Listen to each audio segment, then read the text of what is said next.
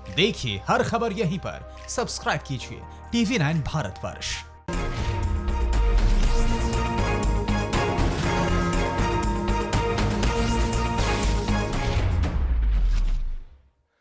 नमस्कार, मैं हूं दिनेश गौतम। हमारी अड़ी में आपका स्वागत है। दिल्ली में पाकिस्तान के 2 जासूसों के पकड़े जाने के बाद इमरान और उनकी सरकार बौखला सी गई।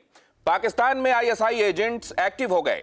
इस्लामाबाद में हमारी हाई कमीशन के ऑफिसर्स को निशाना बनाया जा रहा है। अभी आए खबरों के मुताबिक पाकिस्तान की खुफिया एजेंसी ISI ने इस्लामाबाद में भारतीय मिशन प्रमुख गौरव अहलूवालिया की कार का पीछा किया। कार का पीछा करते हुए यह वीडियो पूरी दुनिया में वायरल है। इतना ही नहीं, गौरव अहलूवालिया के घर के बाहर पिछले कुछ दिनों से संदिग्ध कारें और बाइक वाले नजर आ रहे थे और इसके पीछे भी ISI का हाथ बताया जा रहा है। और इन सब का कारण एक ही है और वो है दिल्ली के करोल बाग से पकड़े गए पाकिस्तान हाई कमीशन में काम करने वाले अधिकारी जो जासूसी के जरिए भारतीय सेना को निशाना बना रहे थे।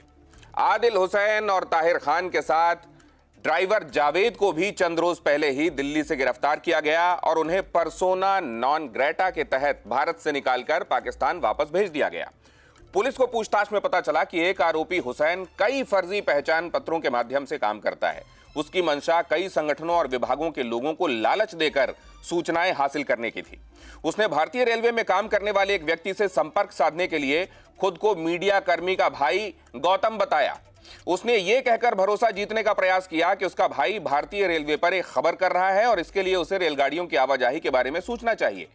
हालांकि उसका मकसद रेल कर्मचारी को लालच देकर अपने जाल में फंसाना था, जिससे रेलगाड़ियों के माध्यम से सेना की इकाइयों और साजो सामान की आवाजाही के बारे में उसे सूचना मिल सके। और इस बीच एक और बड़ी खबर पाकिस्तान से, और वो ये कि भारत के इस कदम से पाकिस्तान खौफजदा है। उसे मालूम है कि जब चीन अपने कदम 2 किलोमीटर पीछे हटा सकता है तो उसकी औकात क्या है।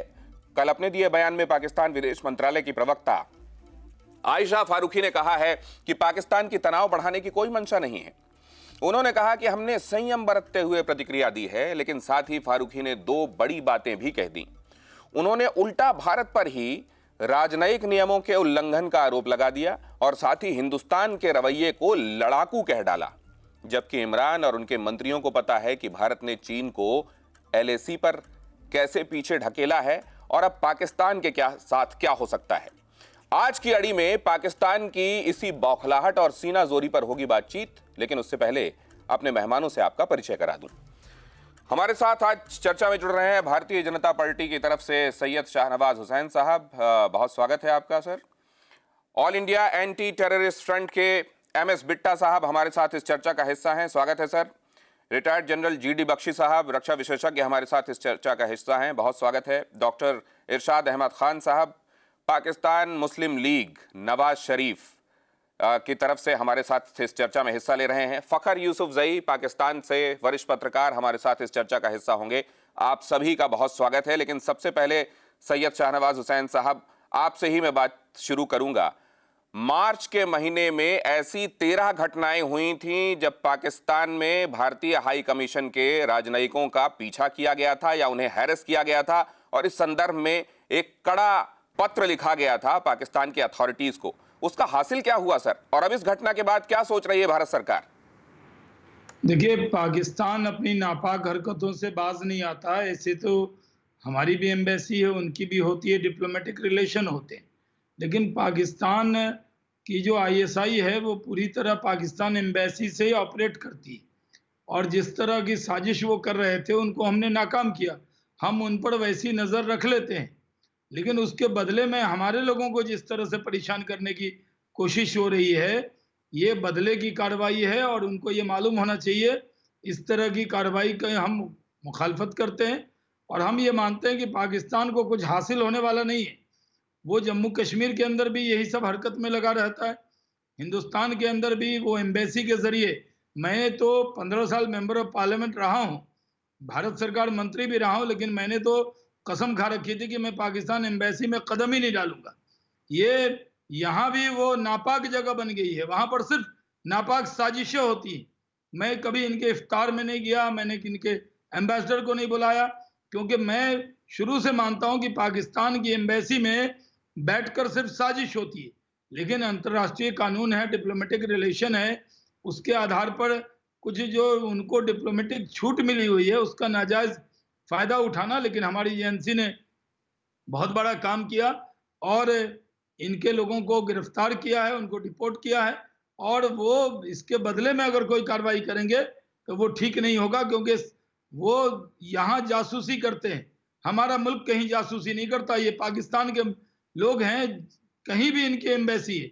ये शिकायत हिंदुस्तान की नहीं है, कहीं भी इनकी एम्बेसी है उस पर नजर होती है, क्योंकि दुनिया में जितना टेररिज्म है, आतंक है, उसका केंद्र पाकिस्तान होता है। और जहां जहां इनकी एम्बेसी होती है सबको शक होता है कि जो टेररिज्म के तार हैं वो यहां से जुड़े होंगे।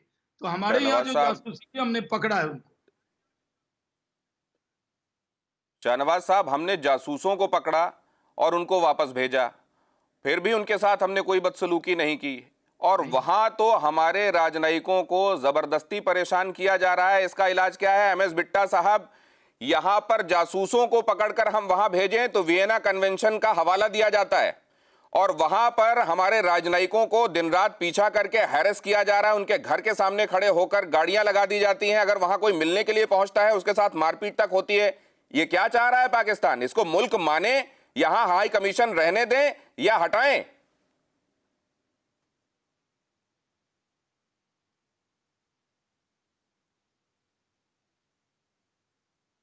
और इससे पहले कि मैं बिट्टा साहब के पास जाऊं, विवेक काटजू साहब हमारे साथ जुड़ रहे हैं, पूर्व राजनयिक।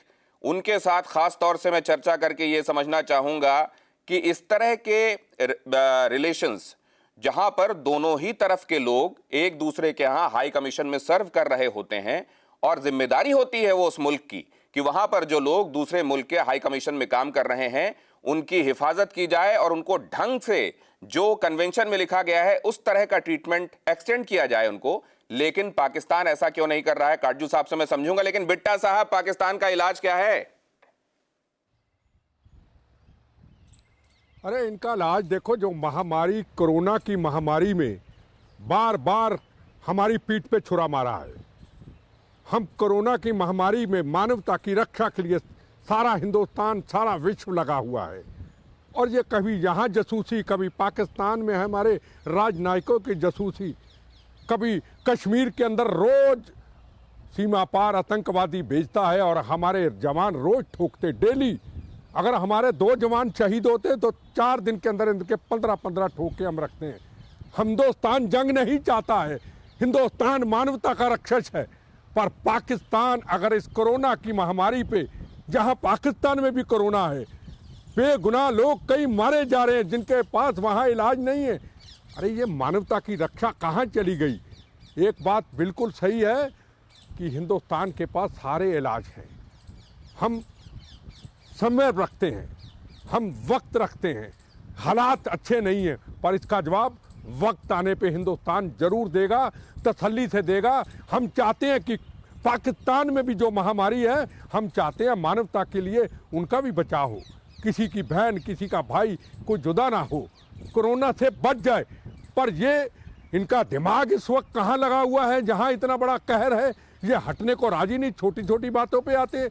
इज्जत के साथ हिंदुस्तान की सरकार चाहती तो उनके ऊपर कुछ ना कुछ बड़ी कार्रवाई कर सकती थी। इज्जत के साथ जो असूल बनते थे डिप्लोमेटिक तरीके से उनको उनके हवाले कर दिया। अगर कर दिया तो हमारे राजनयिक के पीछे मोटरसाइकिल लगा दिए। कल कोई हादसा हो जाए, क्या पाकिस्तान की सरकार, क्या आईएसआई उसके जिम्मेदार होगी? कितनी देर तक ये हरकतें चलती रहेंगी? अपने आप को इनको समझना चाहिए किस हालात में हिंदुस्तान, किस हालात में ये दुनिया का कहर महामारी का आया हुआ है। उससे हमने मानवता की रक्षा करनी है, मानवता को बचाना। अभी देखिए कश्मीर के अंदर कितने आतंकवादियों को अभी ढेर किया। क्या हमारी पुलिस ऐसे ठोक देती है? कोई ना कोई हथियार होते हैं, कोई बड़ी कार्रवाई इन्होंने करनी होती है, तभी वहां ठोका जाता है। एक बात तो स्पष्ट है, कश्मीर अब मुद्दा नहीं है और ना आगे मुद्दा होगा। कश्मीर हमारा था, हमारा है, हमारा रहेगा। इतना पैसा कश्मीर के अंदर इन्होंने पाकिस्तान के अंदर लोगों की खून पसीने की कमाई से कश्मीर में लगा दिया। क्या मिला कश्मीर के अंदर? 370 धारा हट गई। अरे पाकिस्तान का विकास करो ना, पाकिस्तान की युवा जो शक्ति है उनके लिए कुछ करो ना, उनकी डेवलपमेंट के लिए करो ना। उनके खून पसीने का पैसा मानवता को खत्म करने के लिए आप लगाते हैं। ये कहां की इकोनॉमी के मानवता है? मामले ये में कहां की बिट्टा इंसानियत साहब है? बांग्लादेश क्या से भी इस्लाम पीछे यही जा कहता रहा है क्या पाकिस्तान। धर्म यही कहता है? बांग्लादेश से भी नीचे जा रहा है इकोनॉमी के मामले में पाकिस्तान। जीडीपी का 91% ये कर्ज है पाकिस्तान वहां अपनी पर, और गलतियों से अभी जा रहा है। 15 अरब डॉलर और कर्ज लिया जा रहा है। नहीं, लेकिन ये सब सोचा कहां जा रहा है वहां तो जीडी बख्शी साहब के पास मैं जा रहा हूं। जीडी बख्शी साहब, आप देखिए इस तरीके से तो हैरेस किया ही जा रहा है। सीज फायर वायलेशन के मामले में भी उल्टा चोर कोतवाल को डांट रहा है। सिर्फ मई के महीने में 2 मई, 8 मई, 18, 20, 21 इन तमाम तारीखों को भारतीय राजनयिकों को तलब करके वहां उल्टा डांटा जा रहा है कि आपकी तरफ से सीज फायर वायलेशन हो रहा है। कितना हैरेस किया जाएगा वहां हमारे राजनयिकों को, जीडी बख्शी साहब? देखिए साहब, मैं कहना चाहता हूँ, थोड़ा एको हो रही है। देखिए, मैं कहना चाहता हूं कि ये जो 2 मुल्क हैं इस वक्त दुनिया में, बाकी सारी दुनिया कोरोना से लड़ रही, अपने लोगों को बचाने में जुटी हुई है। 2 मुल्क हैं जिनको बड़ा मौका दिखा है कि ये है टाइम अपने फौजी पैंतरे दिखाने का। ये है टाइम जबकि दूसरी सरकारें अपने लोगों को बचाने में जुटी होंगी, तो उस वक्त हम जो है उसका फायदा उठा के, उनकी मशरूकी का फायदा उठा के जो है हर किस्म का कहर उन पे ढाएंगे। पाकिस्तान ने जनवरी से 1300 से ज्यादा सीज फायर वायलेशन की है, इन्फिल्ट्रेशन शुरू की है। 1547 इसने जो सर अभी है तक। टेररिज्म के वारदात हंदवाड़ा में, पुलवामा में दोबारा पुलवामा करने की कोशिश की है। ठीक है साहब, ये मुल्क एक वाहियात मुल्क है। इनकी जो embassy, so called high commission जो है दिल्ली में, वो तो एक गढ़ है साहब फसाद का। वो तो एक गढ़ है हर किस्म के षड्यंत्रों का। वहां पे डिप्लोमेसी कम और ये हथकंडे ज्यादा होते हैं।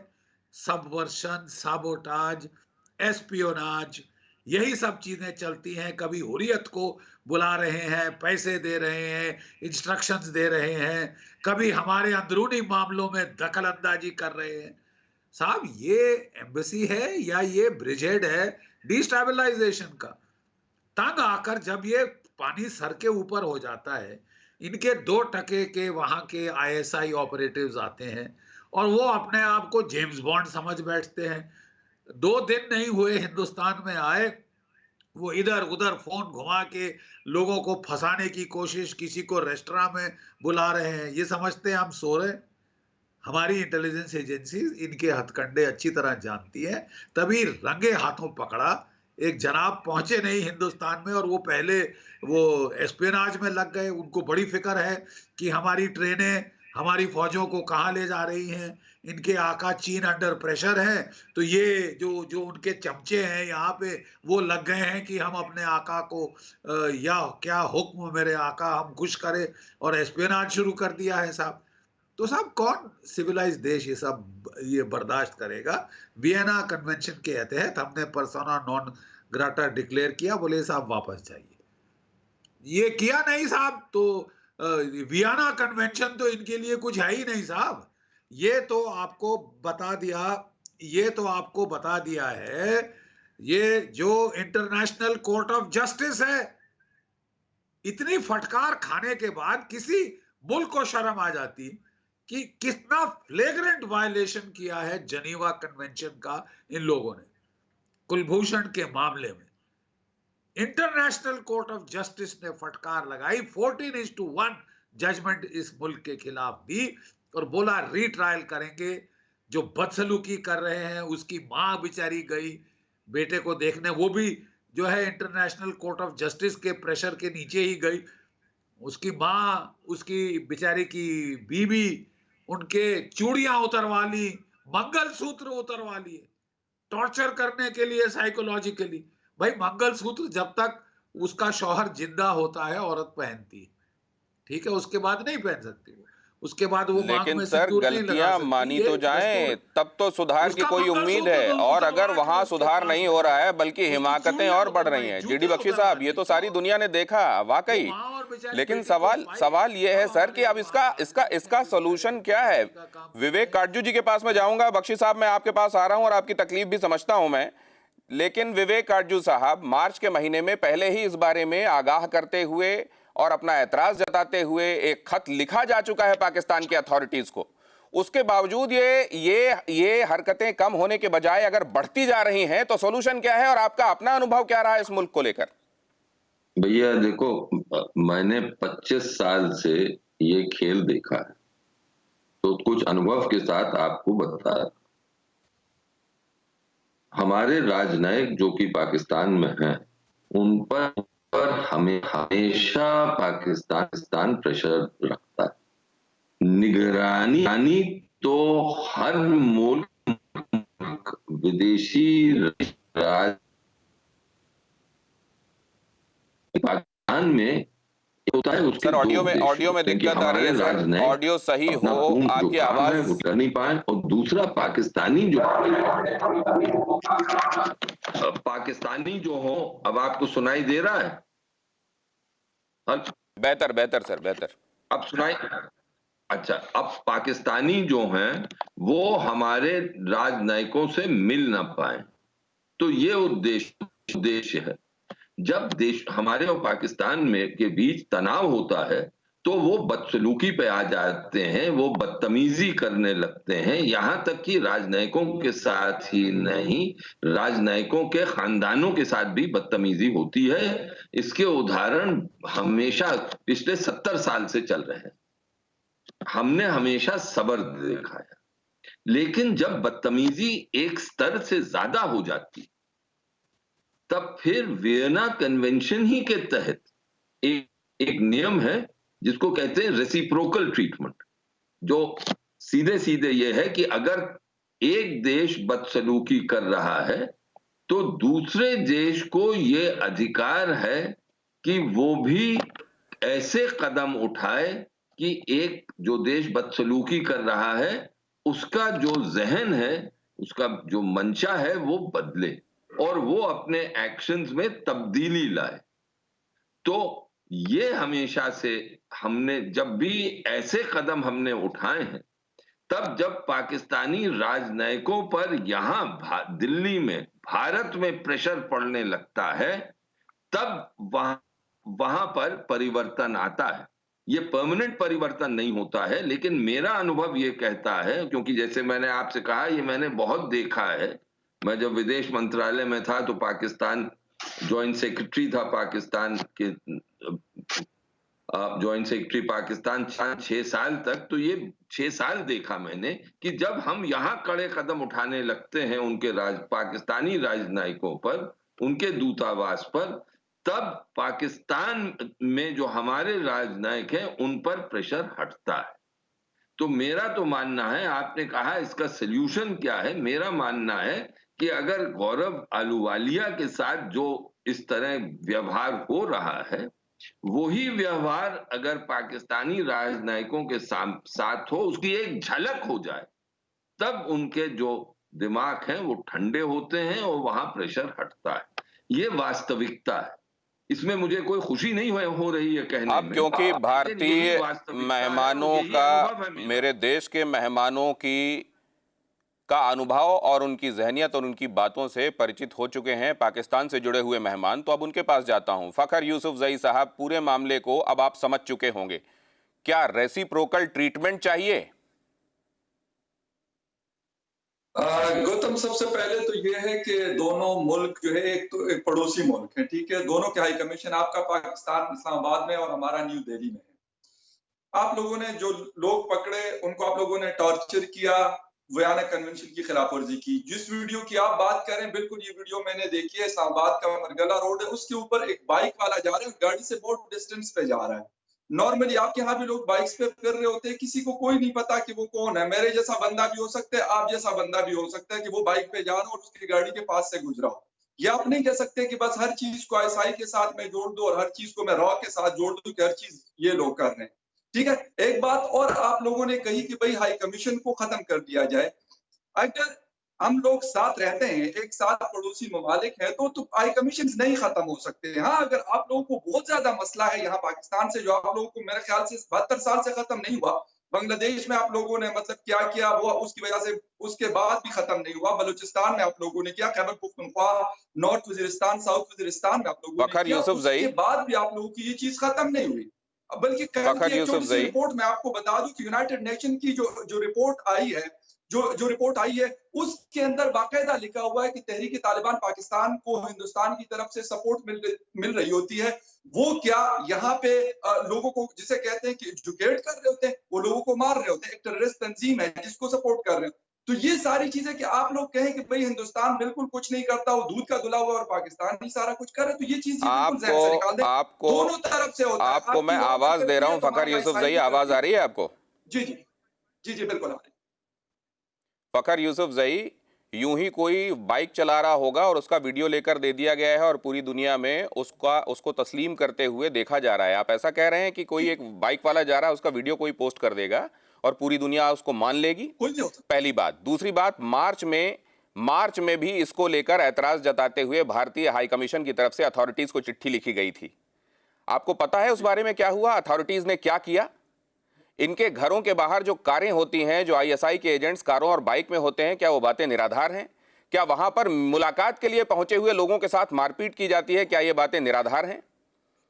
आप लोग क्या फूल बरसाते हैं वहां हाई कमीशन के लोगों के ऊपर? वो बेवजह ये शिकायत करते हैं, किसी भी राह चलते हुए आदमी का वीडियो बनाकर कह देते हैं पीछा कर रहा था। मैं बता देता हूं, मेरा पर्सनली जिस वक्त आपके राघवान साहब यहाँ पे हाई कमीशन थे, बहुत आना जाना था मेरा उनके साथ, मतलब मिलना जुलना था इंडियन हाई कमीशन के साथ।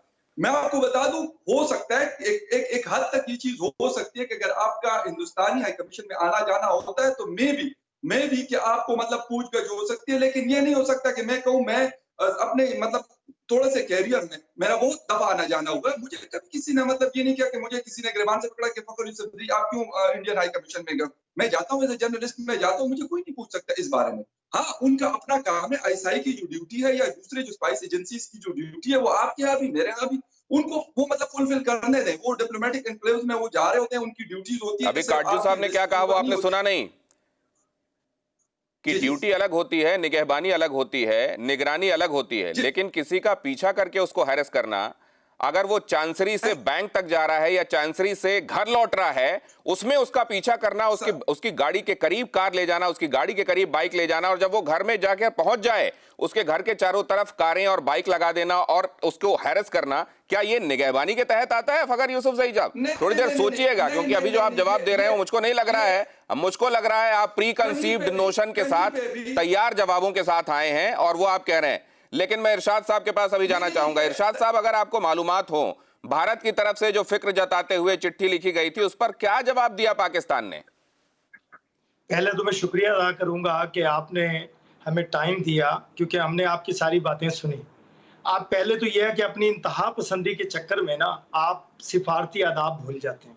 आप इतनी इंतहा पसंदी करते हैं कि एक मेहमान, हमारा जो सिफारतकार है आपके मुल्क में मेहमान है और उसकी निगहबानी करना आप लोगों का फर्ज बनता है। आप क्या करते हैं, आए दिन कश्मीर से हमारा दिमाग इधर पलटने के लिए दूसरी तरफ हमारे सिफारतकार को पकड़ लेंगे, कोई इल्जाम लगा देंगे, कोई मूवी लगा देंगे। देखिए, बात यह है कि जब आपने हमारा ध्यान हटाने का ऐसा आसान और अच्छे हथकंडे आप लोग इस्तेमाल करते हैं जिससे पूरी दुनिया हैरान होती है। आप बात करते हैं कि जी हम पाकिस्तान को तस्लीम करें या ना करें, हमको ध्यान बटाने की आवश्यकता क्या है? इरशाद साहब, हमको ध्यान बटाने की आवश्यकता क्या है? आप कौन होते हैं कि आप जो कह रहे हैं ध्यान, हमको कश्मीर से ध्यान हटाना क्यों है? हमको दिल्ली से ध्यान हटाना क्यों है? हमको आंध्र प्रदेश से ध्यान हटाना क्यों है? हम क्यों वहां ध्यान हटाएंगे? हमारे किसी हिस्से से आपने वहां ध्यान क्यों लगाया हुआ है? हमारे मुल्क पे क्या क्या इल्जाम नहीं लगाया? आप जरा आराम से सुनिए, आप हमारी भी बात सुनिए। हमने आपकी सुनी, आपने हमें क्या, मैंने आपसे जो सवाल पूछा था उसका जवाब दीजिए ना। आराम से सुन रहा हूं। मेरा सवाल था कि आप लोगों ने भारतीय हाई कमीशन का जो मार्च में ऐतराज था, जिसको लेकर चिट्ठी भी लिखी गई थी आपकी तमाम अथॉरिटीज को, उसको क्या एड्रेस किया आप लोगों ने? वो बजाय उसका कोई सॉल्यूशन देने के आपने वो एक्टिविटीज और बढ़ा दी हैं। आपका तफसीलन मैंने आपको सब कुछ सुना, अब आप हमें सुने, हम आपके हर सवाल का जवाब देंगे। पहले तो यह है कि आपको सिफारती आदाब का ख्याल रखना चाहिए। दूसरा, ये टीटीपी जो है इसको आप लोग चला रहे हैं, इसको ऑन नहीं करते हैं आप। पूरी दुनिया ने माना कि आप लोग इन्वॉल्व हैं उसमें, आपकी एजेंसीज इन्वॉल्व हैं। आप मुझे ये बताइए कि आपके किस सिफारतकार के साथ हमने कभी बदतमीजी की है जैसे आप करते हैं? आए दिन आप हमारे सिफारतकार पकड़ के कभी उनकी इंसल्ट करते हैं, कभी उनकी गाड़ियां रोकते हैं, कभी उनको जेल में बंद करते हैं, कभी उनकी तहकीकात करते हैं। तो ये तरीका ऐसा नहीं होता। और दूसरा बात यह है कि आप कौन होते हैं हमें पाकिस्तान को तस्लीम करें ना करें, पूरी दुनिया तस्लीम करते हैं। हम एक एटॉमिक पावर है और हम आपको बता भी सकते हैं कि हम क्या हैं। दूसरा लफ्ज आप पाव भर के बम है आपके पास जी, आपके मंत्री बताते भी है। जीडी बख्शी साहब नहीं आप छोड़ गए, मुझसे तो बात जीडी कीजिए। बख्शी साहब, एक बहुत बड़ा इल्जाम लगाया गया है कि आप हमारे दूतावास में काम कर रहे वहां के लोगों के साथ तमाम दुश्वारियां करते हैं, उनके ऊपर एट्रोसिटीज करते हैं। हम तो उनको यहाँ बहुत एहतराम से रखते हैं, बड़ा उनको आदर देते हैं, इज्जत देते हैं। जीडी बख्शी साहब, अरे साहब, कितने केसेस है जब जो है अमानवीय एब्सोल्यूट बार्बरस ट्रीटमेंट दी गई है और कई लोगों को तो एप्रीहेंड किया गया है, जेल में मारा कूटा गया है और तशद्दुद दी गई है। उसके बाद ये कह रहे हैं साहब हम तो बड़े एहतराम से रखते हैं, बड़े अच्छे रखते हैं। साहब, हमने आपको बताया कि हमारी जो मिशन है वो डिप्लोमेसी के लिए वहां लगाई गई है। वो लगाई गई है कि हिंदुस्तान पाकिस्तान के ताल्लुकात ठीक हों, जबकि आपकी जो मिशन है उसको आप यहाँ पे जो आपकी हाई कमीशन है, आप लोग उसको ब्रिजहेड फॉर डिस्टेबलाइजेशन की तरह एक बना रखा है, आईएसआई आउटपोस्ट बना रखा है, सबवर्शन के लिए, साबोटाज के लिए, एस्पियोनाज के लिए, टेररिज्म को सपोर्ट करने के लिए। ये तो कोई जनीवा कन्वेंशन के तहत कवर नहीं होता ना कि आपकी जो एम्बेसी है वो यहाँ टेररिस्ट एक्टिविटीज के लिए कवर प्रोवाइड करे, टेररिस्ट की फैमिलीज के लिए यहाँ से पैसा भिजवाए, यहाँ से आपके जो है वहां पे बैटरी सेल्स खरीदने के लिए, वहां के लॉजिस्टिक सपोर्ट के लिए टेररिस्ट के पैसा जो है पाकिस्तान की हाई कमीशन से जाए। ये कौन देश बर्दाश्त करेगा? तो फिर हमको एक्शन लेना पड़ता है। जब हम जायज एक्शन लेते हैं, लेकिन अब जब आप कभी शिकायत करते हैं, किसी गलत को आप गलत कहते हैं और सुधार की उम्मीद करते हैं, तो उधर से एटॉमिक पावर होने का जिक्र कर दिया जाता है। एमएस बिट्टा साहब, एक बार फिर से वही हो रहा है। एक बात मैं इनकी बात सुन रहा था और काटजू जी ने और बख्शी जी ने बड़े विस्तार पूर्वक तरीके से इनको बताया। इनको मैं एक बात, देखो, इनको पाकिस्तान को अब समझ लेनी चाहिए। ये पुराने वाला भारत नहीं, ये आज का भारत है। और बार बार एक चीज़ मैं इनको फिर दोहराता हूँ, हर चैनल पे हर बात पे दोहराता हूँ। नरेंद्र मोदी जी ने नवाज शरीफ को जब शपथ लेनी थी पहली बार क्यों बुलाया था? हम लोगों ने विरोध किया था। हो सकता बख्शी साहब ने, सबने भी इसको माना हो, ये क्या हो गया, इतनी लड़ते लड़ते ये क्या हो गया। चलो अब बात आगे चली। हिंदुस्तान के लोगों के राजनीतिक पॉलिटिकल पार्टियों से पूछे बगैर दुबई से पाकिस्तान में नवाज शरीफ के पास गए। क्यों गए नरेंद्र मोदी जी? सबको नाराज किया कि हिंदुस्तान मानवता की रक्षा के लिए दुनिया में शांति चाहता है। जितने भी देश हमारे आसपास लगते हैं वो पड़ोसी हमारे भाई हैं। हम सारे देशों की तरक्की चाहते हैं, हम अपनी नहीं, हम पाकिस्तान की भी तरक्की चाहते हैं। हम चाहते हैं युद्ध बंद हो, आतंकवाद समाप्त हो। क्या हुआ उसके बाद? बार बार मेरे चीज का सवाल नहीं मिलता है। क्या किया 10 दिन के बाद? दीनानगर की घटना, पठानकोट की घटना हुई या नहीं हुई? जब अटल बिहारी वाजपेयी जी गए मुशर्रफ के टाइम पे लाहौर में बस लेके, मुझे मालूम था कि 10-15 दिन के बाद हिंदुस्तान में आईएसआई फिर हालात को खराब करेगी। मनाली के ऊपर बेगुनाह 25 लोगों का कत्लेआम कर दिया। ये वाजपेयी जी के जाने के बाद हुआ। हिंदुस्तान के बारे में इनको पूछना चाहता हूं। आपने 26/11 की घटना की, आपने पार्लियामेंट की घटना की, आपने हिंदुस्तान में जगह जगह में ब्लास्ट किए, आपने दीनानगर की घटना की, आपने पठानकोट की घटना की। हमें बताइए हिंदुस्तान की तरफ से, क्या हमने आपके कोई कार बम चलाए? क्या हमने आपकी ट्रेनें जलाई? क्या हमने आपके प्लेन के ऊपर हमला किया? क्या हमने आपके पार्लियामेंट के ऊपर हमला किया? हमें बताइए। कश्मीर हमारा था, हमारा है, हमारा रहेगा, उस पर अधिकार नहीं है। 370 धारा हटा चुके, हट चुकी 370, कोई मामला 370 धारा इरशाद साहब, पर अगर बार बार नरेंद्र मोदी जी ये कहे कि हम आपने तथ्यों के साथ, प्रमाणों के साथ बातें रखी हैं मिस बिट्टा साहब। इरशाद साहब से जवाब ले लें, उसके बाद शाहनवाज हुसैन साहब के पास जाऊंगा मैं। इरशाद साहब, आपने कहा भारत पूरी दुनिया में और पड़ोसियों के साथ अमन चाहता है, ठीक है। अब मेरी बात सुननी है आपने। आप अपने मुल्क में तो जुल्म बर्बरियत फैलाया हुआ है आपने। आप कहते हैं कश्मीर, आपके कश्मीर में कभी नारा सुना है कि कश्मीर बनेगा पाकिस्तान? किसके ऊपर जुल्म किया आप बताइए। हमने हिंदुस्तान में किस पे जुल्म किया? नहीं आपको बताना पड़ेगा कि हिंदुस्तान में हमने किस पे जुल्म किया। नहीं आपको बताना पड़ेगा हिंदुस्तान में किसके ऊपर जुल्म किया हमने, बताइए हमें। हमारे हिंदुस्तान को बदनाम मत कीजिए। इंतहा पसंदी, इसी को कहते हैं इंतहा पसंदी। आपने एक बात की कि हिंदुस्तान में हम जुल्म करते हैं। हम किसके ऊपर जुल्म करते हैं हमें बताइए। हम किसके ऊपर जुल्म करते हैं? आप शोर डाल के आवाज छुपाना चाहते हैं। नहीं, किसके ऊपर जुल्म करते हैं आप बताइए। आप एक बात कह रहे हैं जो सरासर गलत है, वो उसमें वहीं पर आपसे जवाब चाहते हैं। इरशाद साहब बताइए ना किसके ऊपर जुल्म हो रहा है। हमें बताइए। अमन शांति आपके अपने मुल्क में नहीं है। सरदार हूं, पर मैं हिंदुस्तान पे फख्र करता हूं। हमारा हिंदुस्तान एक सेक्युलर मुल्क है। यहाँ हिंदू भी है, यहाँ मुसलमान भी है, यहाँ सिख भी है, यहाँ ईसाई भी है, सबको जीने का अधिकार है। हमारा एक सेक्युलर मुल्क है। लेकिन फैक्ट्स एंड फिगर में बात कीजिए। आप बात करते हैं कि अमन शांति की, हिंदुस्तान पे अमन शांति की जब बात करते हैं तो आप अपने मुल्क का मुझे बताइए। उधर सिखों के साथ क्या सलूक कर रहे हैं, मुसलमानों के साथ क्या सलूक कर रहे हैं, आप कश्मीरियों के साथ क्या सलूक कर रहे हैं? कश्मीर में बर्बरियत, जुल्म, बर्बरियत आए दिन हजारों लोगों को शहीद कर रहे हैं। मुसलमान है। आपने कभी वो गौर किया उस बात पे? ये सेकुलर मुसलमान है। शाहनवाज हुसैन जी हिंदुस्तान है, इसके अंदर हिंदुस्तान है, ये मुसलमान है। शोर से आपकी जुबान नहीं छुपा सकते। नहीं, वो शोर नहीं डाल रहे हैं। होगा क्यों नहीं? वो तथ्यों के साथ आपकी बात का जवाब दे रहे हैं, क्योंकि आप कुछ भी कहे जा रहे हैं। मुझे बताइए, आप हमारे मुल्क के किसी भी हिस्से के बारे में बात करने वाले हैं कौन इरशाद साहब? उसने यहाँ हमारे जुल्म। लेकिन मैं सैयद शाहनवाज हुसैन साहब के पास इस बात को लेकर जाना चाहूंगा। सैयद शाहनवाज हुसैन साहब, अभी काटजू साहब ने इस बात का हवाला दिया कि निगहबानी होती है, कई बार इस बहुत निगाह रखी जाती है, लेकिन कभी हैरस नहीं किया जाता और ना इसकी परमिशन है। वियना कन्वेंशन का उल्लंघन है। आपने भी बताया कि यहाँ पर तो मैं कभी गया नहीं दूतावास में। क्या क्या अनुभव रहा आपका? क्यों ऐसा लगता है कि आप दूतावास ना जाएं? देखिए, ये जो पाकिस्तान से जो गेस्ट आए हैं, मैं स्पीकर साहब के साथ डेलीगेशन में एक बार पाकिस्तान गया था।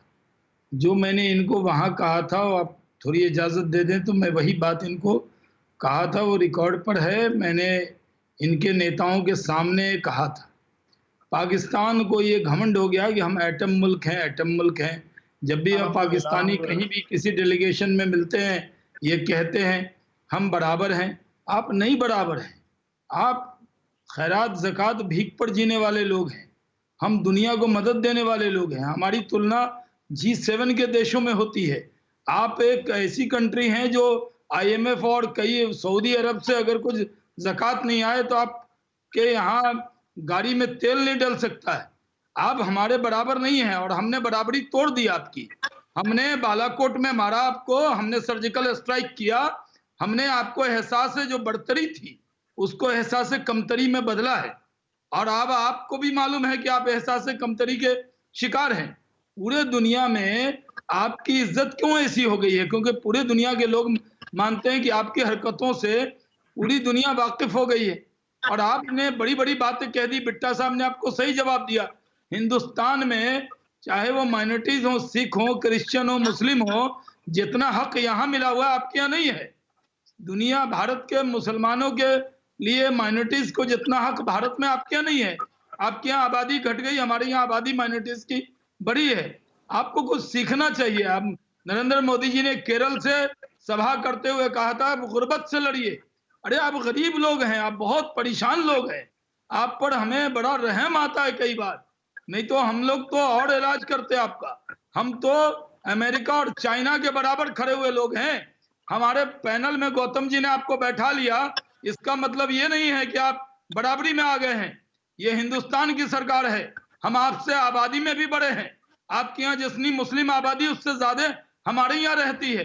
हमारे यहाँ मदरसे मस्जिद आपसे ज्यादा हैं, हम लोग ज्यादा मजहबी हैं, और हम लोगों के यहाँ भारत के संविधान ने सबको बराबर का अधिकार दिया। आपके यहाँ कुछ नहीं है, कुछ इतनी संजीदा बातों पे फखर यूसुफजई के चेहरे पर मुस्कुराहट क्यों है? कोरोना के वक्त में भी जब आपको आईना दिखाया जा रहा है फखर साहब, ये मुस्कुराहट क्या शर्म नहीं आती है? क्या शाहनवाज साहब, फखर यूसुफजई इस वक्त मुस्कुरा रहे हैं, जरा उनकी मुस्कुराहट का सबब भी जान। है क्या आपकी हमारी इकोनॉमी के मुकाबले? नहीं, आ गया, मैं आप ही के पास आ गया हूँ। बताइए ये मुस्कुराहट क्यों, और इनमें से कौन सी ऐसी बात है, वो एमएस बिट्टा साहब ने कहा हो, सैयद शाहनवाज हुसैन साहब ने कहा हो, जो गलत है? इसकी वजह मैं आपको बता देता हूं कि क्या है। इन्होंने कहा था कि हिंदुस्तान में हुआ क्या है। मेरी बात सुन ले। 2 जून 1984 को गोल्डन टेम्पल में क्या हुआ, दुनिया से छुपी हुई बात नहीं। उसके बाद आप आ जाए अहमदाबाद में क्या हुआ, उसके ऊपर आपसे जो उसके बाद आप 2019 दिसंबर अभी यहाँ बलूचों पश्तूनों के बारे में बात हुई क्या? किया आपने महाजिरों? फखर यूसुफजई, पाक ऑक्यूपाइड कश्मीर में लोगों के साथ क्या हो रहा है, बात हुई क्या इस बारे में? उसके साथ बराबरी नहीं करता। आपकी पॉपुलेशन हाई कमीशन में जो वहां पर अधिकारी हैं, लेकिन जो आपकी जिम्मेदारी है वियना कन्वेंशन के मुताबिक, जिनके परिवार की हिफाजत और उनको अमन चैन से रखना आपकी जिम्मेदारी है, वो भी आपसे नहीं हो पा रहा। आप उन पर अपनी खींच उतार रहे हैं। कर दूं गौतम, मैं आपकी गलतफहमी दूर कर लेता हूं। मसला ये है, हम आपके साथ कोई बराबरी नहीं कर रहे, ना हमें इसकी जरूरत है। हम एक जिसे कहते हैं अपने डिफेंस के ऊपर हम लोग यकीन रखते हैं। पाकिस्तान ठीक है, अगर आप कुछ करोगे तो आपको उसका जवाब मिलेगा, जो आपको बालाकोट के बाद 27 फरवरी को मिला। अगर इसके अलावा आपने कुछ किया तो उसका जवाब आपको मिलेगा, बड़ा क्लियर कट मिलेगा। हम कोई बराबरी आपके साथ नहीं कर रहे दिनेश, हम आपके साथ कोई बराबरी नहीं कर रहे। आपकी जीडीपी आपको मुबारक हो, आपकी पॉपुलेशन आपको मुबारक हो, आपकी जो रिलीजियस फ्रीडम वहां पे जिसके ऊपर यूएसकेबी की रिपोर्ट आई अप्रैल में, वो आपको मुबारक हो। हम उसकी कोई बराबरी नहीं कर रहे, ना हमें बराबरी की कोई जरूरत है। हम कहते हैं इस तरीके से अगर मैं बोलना शुरू करूंगा ना फखर, आप लोग रहे, अगर मैंने ऐसा बोलना शुरू कर दिया ना आपको, और अगर मैंने औकात दिखाने वाली बातें शुरू कर दी ना, तो आपको बहुत चुभना शुरू हो जाएगा। मेरा जो सवाल था उसका सीधा सीधा जवाब दीजिए। आप अपना भाषण मत दीजिए यहाँ। फखर, आप जर्नलिस्ट हैं, आपसे मैं फैक्ट्स पे बात कर रहा हूँ। अगर यहाँ पर स्पाई करते हुए कुछ लोग पकड़े जाते हैं, पर्सोना नॉन ग्रेटा के तहत उनको भेजा जाता है, आप वियना कन्वेंशन का हवाला देते हैं। फखर, मेरी बात सुनिए, लेकिन वहां प्लीज फखर यूसुफजई, मेरा सवाल यह है कि हाई कमीशन में वहां रहने वाले लोग वियना कन्वेंशन के मुताबिक आपकी जिम्मेदारी है, उनको ठीक से रखना आपकी जिम्मेदारी है। लगातार हाई कमीशन वहां आपको बता रहा है कि उनको हैरेस किया जा रहा है, परेशान किया जा रहा है, और वो आप बढ़ाते ही जा रहे हैं। आप कहां के खींच उतार रहे हैं? और यहां पर जासूसी करने वाले लोगों को अगर सबूतों के साथ हम आपके पास पहुंचाते हैं तो आप कह रहे हैं टॉर्चर का क्या सबूत है आपके पास? नहीं, ये हुआ ना। क्या सबूत है आपके पास टॉर्चर का? पर्सोना नॉन ग्रेटा के तहत उनको आपके यहां भिजवा दिया गया। ठीक है दिनेश, आपके हाई कमीशन का गार्डनर से लेके पियोन से लेके और आपके हाई कमीशन तक, ये सब के सब जो आप सबूत बताइए, टॉर्चर का सबूत।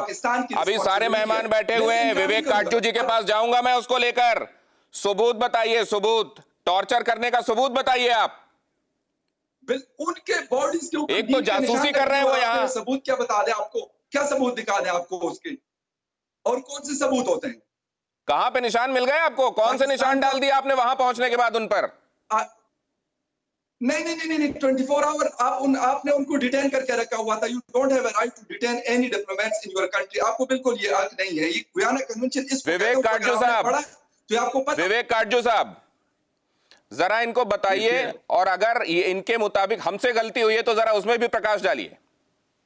देखिए, होता यह है कि जब ये जासूसी में पकड़े जाते हैं तो यही देखा गया है कि पहले पाकिस्तानी जो भी उनके कारिंदे हैं सिफारत खाने में जो काम करते हैं पाकिस्तानी, वो पहले तो कहते हैं कि भाई हम सिफारत खाने का नाम नहीं लेते हैं, कुछ दस्तावेज दिखाते हैं, जैसे इस बार भी रिपोर्टें हैं, उन्होंने दिखाया आधार कार्ड, ये सब फर्जी बना के कि ये दिखाने के लिए कि हम तो हिंदुस्तानी हैं। फिर जब उनसे पूछताछ होती है तो फिर वो कबूल करते हैं कि हम पाकिस्तानी दूतावास के हाई कमीशन के में काम करते हैं, उसके वहां सदस्य हैं। उसके बाद पूछताछ वियना कन्वेंशन के तहत इजाजत है मुल्क को कि उनसे पूछें कि भाई तुम जासूसी जो कर रहे थे तो उसकी हमें पूरी डिटेल्स दो। वो पूछताछ के बाद, जिसमें बिल्कुल कोई टॉर्चर कुछ नहीं होता है, बातचीत होती है, उसके बाद दूता जो पाकिस्तानी जहां पर हाई कमीशन है उसको सूचना दी जाती है कि भाई अब तुम्हारा बंदा जो है वो पकड़ा गया है, इसको आके ले जाओ। वो ले जाते हैं और फिर उसको पर्सोना नॉन ग्राटा डिक्लेयर होता है, यानी उसके मतलब कि जो उसको हमने अधिकार दिए थे वो अधिकार वापस लिए और वियना कन्वेंशन के तहत उससे कहा, पाकिस्तान से कहा, आपके जो कर्मचारी हैं हम नहीं चाहते ये हमारे देश में रहें, इनको आप अपने देश वापस ले जाइए। फखर, फंडा क्लियर हुआ आपका? मुझे ये सीनियर डिप्लोमेट आपको बता रहे हैं, वियना कन्वेंशन आपसे ज्यादा जानते हैं ये। सर मैंने पढ़ा, मैंने बिल्कुल पढ़ा, उसके बाद बात कर रहा हूँ। मैंने कोई अपनी तरफ से कोई इसमें चीज ऐड नहीं की, ना एडिशन की ना डिडक्शन की उसमें से। जो वियना कन्वेंशन आज का थोड़ी बना हुआ है, वो तो पता नहीं कितने अरसे का बना हुआ है, उसके अंदर मैंने कोई एडिशन 1961 का कन्वेंशन आपने क्या पढ़ा हुआ है? आपको पता है कि इसमें पूछताछ करने की इजाजत होती है। अगर आपको स्पिनेच का शक होता है, आपको लगता है जासूसी हो रही है, तो आप उससे पूछताछ कर सकते हैं। जब उसके पास से फर्जी आधार कार्ड मिले, जब उसके पास से फर्जी परिचय पत्र मिले, तो आप उस पर जोर भी देते हो कि अपनी रियल आइडेंटिटी रिवील करे। और आप कह रहे हो कि उनके साथ टॉर्चर किया गया। आप जासूस भेजते हो, डिप्लोमेटिक एंटिटी में काम करने के लिए जासूस भेजते हो, उधर सीमा पर आप घुसपैठ करा रहे हो, यहां जहां डिप्लोमेट्स भेजने चाहिए वहां आप जासूस भेज रहे हो, और उसके बाद वियना कन्वेंशन का हवाला दे रहे हो आप। एमएस बिट्टा साहब, अब इन्होंने अपनी जो लिस्ट में, अभी आपसे बात नहीं कर रहा हूं, फखर यूसुफजई की आवाज नीचे कीजिए। एमएस बिट्टा साहब से मेरा सवाल है। एमएस बिट्टा साहब, इन्होंने ये लिखा हुआ है कि मई के महीने तक करीब 1000 बार ceasefire violation, unprovoked firing Bharat की तरफ से हुई। हकीकत यह है कि 1547 बार इन्होंने सीज फायर वायलेशन किया है, और अभी पुंछ के मेंढर और बालाकोट में तो इन्होंने टाउ मिसाइल्स चलाई हैं, जो गाइडेड मिसाइल्स हैं। ये सीज फायर वायलेशन की बात करके, और वहां पर हाई कमीशन के लोगों को तलब कर करके उनको हैरेस करते रहते हैं कि देखिए आपकी तरफ से सीज फायर वायलेशन हो रहा है। बिट्टा साहब, देखो ये सारी चीज़ों का जवाब दे चुके, आप दे चुके। मैं इनकी एक चीज़ का जवाब देना चाहूँगा, जितना मर्जी जो कुछ भी कर ले, इनको ये बता देना चाहते कि ये आज का भारत नहीं है। जैसे शाहनवाज हुसैन जी ने बोला, बालाकोट का ऑपरेशन इन्होंने देख लिया, हमारे 40 जवान शहीद किए थे इन्होंने, पर 40 जवानों की शहादत हमें कितना बड़ा रूप दे गई। 370 धारा का मसला हल कर दिया, और देखिए आतंकवाद किस तरीके से ठोका जा रहा है, ये इन्होंने पहल की थी।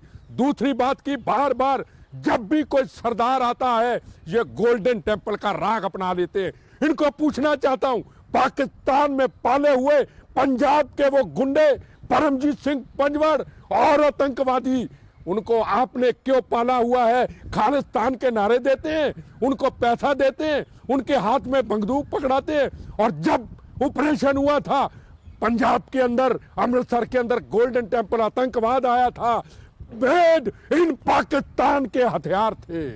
36,000 बेगुनाहों का कत्लेआम करने वाला पाकिस्तान था। यहाँ के सिख, यहाँ के मुसलमान, यहाँ के ईसाइयों को भड़काते हो, हिंदुस्तानी हैं और दावे से कहते हैं सरदार हो करके मैं और शाहनवाज हुसैन और बख्शी साहब, मेरा धर्म भारत माँ, मेरी जात वंदे मातरम, हिंदुस्तान पे फक्र है। कुछ भी आप कर लो, कितना भी हरासमेंट कर लो, ये आज का भारत जिसका प्रधानमंत्री, जिसकी सोच हिंदुस्तान की सीमाओं की रक्षा करना है। और आखिर में कहना चाहूंगा, समझ जाओ अभी भी मानवता की रक्षा के लिए कत्लेआम करना और बंद इरशाद कर साहब दो। को तो इसका एहसास होगा। मानवता की इरशाद रक्षा साहब, करो आप तो मिल करके।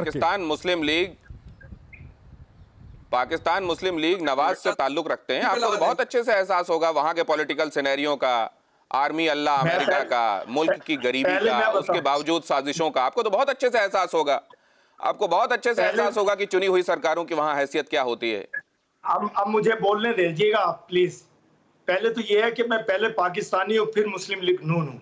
पाकिस्तान जिंदाबाद, अल्हम्दुलिल्लाह। दूसरी बात आप कर रहे हैं कि जी हम आतंकवाद फैलाते हैं और इंडिया पहले वाला नहीं है। मुझे मालूम है कि इंडिया पहले पूरा मन था, आज दहशतगर्दों का इंडिया है। आज दहशतगर्दी फैला रहे हैं पूरी दुनिया में आप लोग शोर डाल डाल के हक की आवाज को छुपाना है। आपकी निगाहों में पाकिस्तान हमारा दहशतगर्द कहते हैं, हमारे हिंदुस्तान को दहशतगर्द कहने की कोशिश मत करो, हम बर्दाश्त नहीं करेंगे। आपका पाकिस्तान दहशतगर्द है, आपका पाकिस्तान दहशतगर्दी फैलाता है, आपका दहशतगर्द कश्मीर के अंदर बेगुनाहों का कत्लेआम कराता है। हिंदुस्तान दहशतगर्द मुल्क नहीं है, हिंदुस्तान एक सेकुलर मुल्क है। हम बिल्कुल बर्दाश्त नहीं करेंगे हिंदुस्तान को दहशतगर्द कहेंगे। यहाँ हिंदू मुसलमान सिख ईसाई सबका मुल्क है। आप गलतफहमी में हैं जनाब, आप गलतफहमी में हैं। हिंदुस्तान दहशतगर्द मुल्क नहीं है, हिंदुस्तान है। आप मुझे बोलने दें, आप मुझे बोलने दें। आप हिंदुस्तान को दहशतगर्द करेंगे। देखिए जितने आराम से मैं बोल रहा हूँ, मुझे भी बोलने दें। आप बोलेंगे इरशाद साहब, इरशाद साहब, इरशाद साहब, एक सेकंड। बिट्टा साहब, आप बोल रहे हैं, शोर डाल रहे हैं बस। बिट्टा साहब एक सेकंड। बिट्टा साहब एक सेकंड शांत हो जाएं। इरशाद साहब एक बात बताइए, हिंदुस्तान के कितने नागरिकों को इंटरनेशनली, एक सेकंड सर, एक सेकंड, हिंदुस्तान के कितने लोगों को, हिंदुस्तान के कितने नागरिकों को इंटरनेशनली टेररिस्ट माना गया है, जरा बताइए। और पाकिस्तान में ऐसे कितने लोग हैं? देखिए मैं तो सिर्फ आपके एक ही लफ्ज ले दूंगा कि कुलभूषण कौन था जिसने तबाही मचाई पाकिस्तान में। जरा मुझे उसका जवाब दे दें। आप उसको, मैंने जो सवाल पूछा उसका जवाब दीजिए। मैंने आपके सवाल कि इंटरनेशनली कितने लोगों को रिकॉग्नाइज किया गया है हिंदुस्तान के रहने वाले टेररिस्ट? ये टीटीपी कौन चला रहा है? आप लोग चला रहे हैं। आप उसको ऑन, आप अपने कुलभूषण को ऑन करते हैं कि नहीं करते, मुझे ये बताइए। मैं अपने मुल्क की बात करूंगा, अपने दिफा की बात। मसूद अजहर, हाफिज सईद, दाऊद इब्राहिम तो अभी आपके यहाँ भर्ती है कराची में। अभी बिंडा साहब ने कहा कि पंजाब में, देखें अपने ही मुल्क के यात्रियों को, सिखों को आप बुरा भला कह रहे हैं। जीडी बख्शी साहब के पास में जाऊंगा और उसके बाद काजू साहब और शाहनवाज हुसैन साहब के पास भी जाऊंगा। इरशाद साहब समझ गया, मैं आपकी मंशा समझ गया, आपकी मंशा समझ गया। आपने जैसे ही कहा ना मैं सबसे पहले पाकिस्तानी हूं, उसके बाद कुछ और, वहीं से मैं समझ गया कि अब आप भी नहीं मानेंगे, आप सच्चाई से मुंह फेरेंगे, क्योंकि अब आप इसी तरीके से साबित कर सकते हैं कि आप सच्चे पाकिस्तानी हैं। लेकिन मैं इस बात को लेकर जीडी बख्शी साहब के पास जाऊंगा। जीडी बख्शी साहब, सवाल यह है कि सुधार की गुंजाइश तो उसमें होती है जो गलती मानता है ना। इस मुल्क ने कभी माना नहीं। हाई कमीशन के लोगों को वहां रखना, एक मुल्क के तौर पर हम फिर भी इसको मान रहे हैं, तस्लीम कर रहे हैं, ये इसके लिए इसको शुक्रगुजार होना चाहिए। वियना कन्वेंशन के तहत इनके राजनयिकों का हम ख्याल रख रहे हैं, हमारे राजनयिकों को वहां परेशानी हो रही है। आपके हिसाब से सलूशन क्या है? देखिए साहब, सबसे पहले तो मैं, मियां साहब ने जो अभी बोला, बहुत मुझे दुख होता है पाकिस्तान के भोले भाले आवाम के लिए। इनको कभी जमहूरियत का जो है वो कभी जमहूरियत एक्सपीरियंस नहीं कर सके। 73 साल में से कोई 30 साल तो इनकी फौज ने डायरेक्ट राज किया है, बाकी समय वो पीछे बैठ के कठपुतलियां नचाते हैं। ठीक है साहब, सिलेक्ट करते हैं प्राइम मिनिस्टर। कितने प्राइम मिनिस्टरों को अपने मौत के घाट उतार दिया है बेचारे। भुट्टो साहब, जुल्फिकार अली भुट्टो साहब, मोहतरमा भुट्टो जी को उनको मरवा दिया, औरत को मरवा दिया।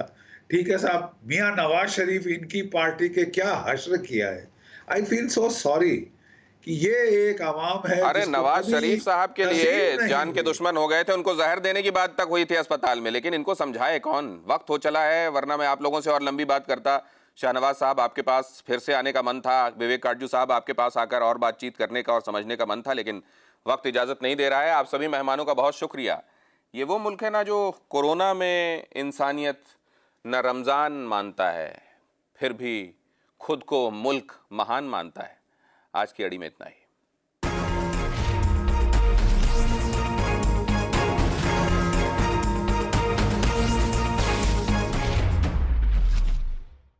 परवाह देश की। सोमवार से शुक्रवार रात 10 बजे TV9 भारतवर्ष पर।